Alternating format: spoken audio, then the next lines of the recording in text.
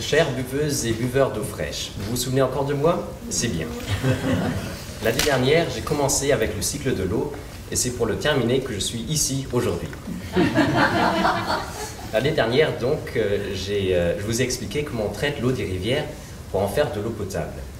Mais je vous ai aussi promis, n'est-ce pas, que cette année, j'allais parler de la deuxième moitié du cycle de l'eau, qui est le traitement des eaux usées pour en faire de l'eau de même qualité que celle de nos rivières. De l'eau usée, ça ressemble un peu à ça. Et je vous montrerai donc le chemin pour arriver à ça. Vous êtes donc prêts pour 3 minutes de station d'épuration? Alors c'est parti. Voilà d'ailleurs un parfait exemple. Et ce qu'il faut savoir, c'est qu'il y a toujours différents processus pour clarifier l'eau. Alors premièrement, c'est avec cette grille comme un peigne que l'on enlève des gros objets comme le PQ ou des bouteilles, mais aussi encore plein d'autres choses qui n'ont rien à faire dans l'eau, comme par exemple des cotons-tiges ou des granules en microplastique, comme on les trouve dans le dentifrice. Donc, vaut mieux pas les jeter dans l'eau, parce que les stations d'épuration ne sont pas équipées pour enlever ces petites saletés.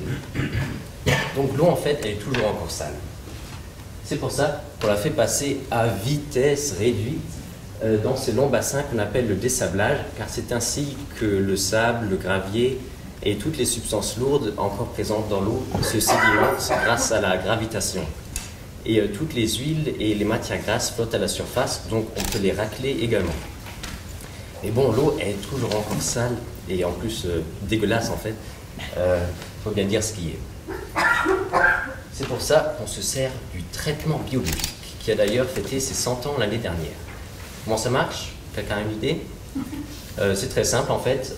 On transfère l'eau dans un grand bassin dans lequel on pompe par-dessous de l'air pour alimenter des bactéries qui se nourrissent des substances organiques diluées dans l'eau. C'est bien. C'est en fait comme ça, par ces micro-organismes aquatiques, que l'eau est nettoyée sans chimie. En gros, ce sont des bactéries qui nettoient l'eau.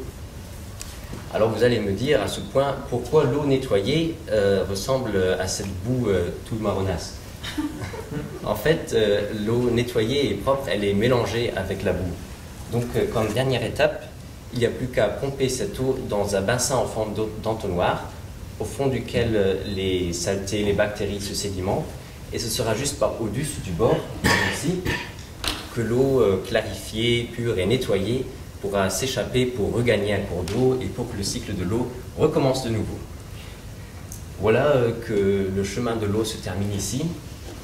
En 2 ans, nous avons étudié le cycle de l'eau destiné à la consommation. Donc si vous avez encore des questions, venez me voir après. Merci.